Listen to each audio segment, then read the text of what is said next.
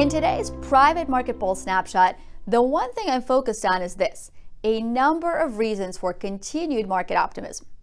The iCapital team recently had the pleasure to attend the annual Milken Global Conference in Los Angeles, and the overarching theme that stood out to me was one of hope, optimism, and opportunity.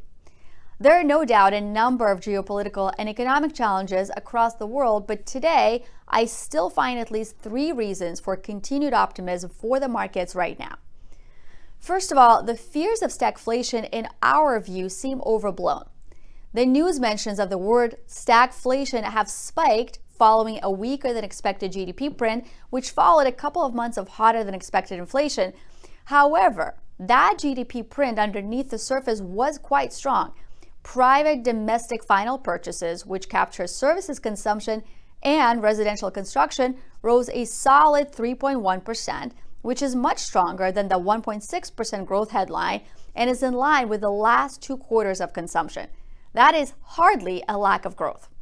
And we should also acknowledge the relative lack of inflation. Yes, the recent trends have been firmer than we and the Fed would have liked, but inflation is now in the 2 to 3% range.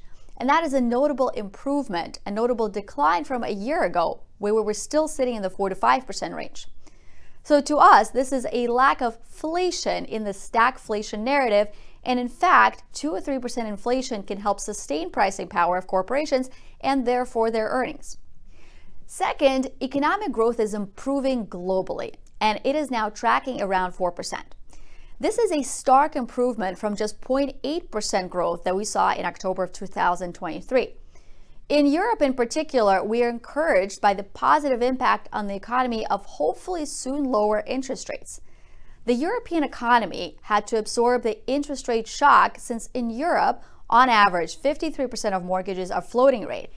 In the US, that number is only 5%.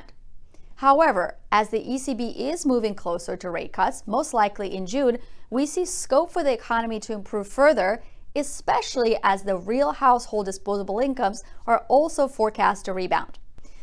And finally, third, markets tended to perform well during the prior Fed pauses. On average, returns in the prior Fed holding periods were a solid 9.2%. And as long as growth remains robust, we think the current pause experience should also be positive for markets.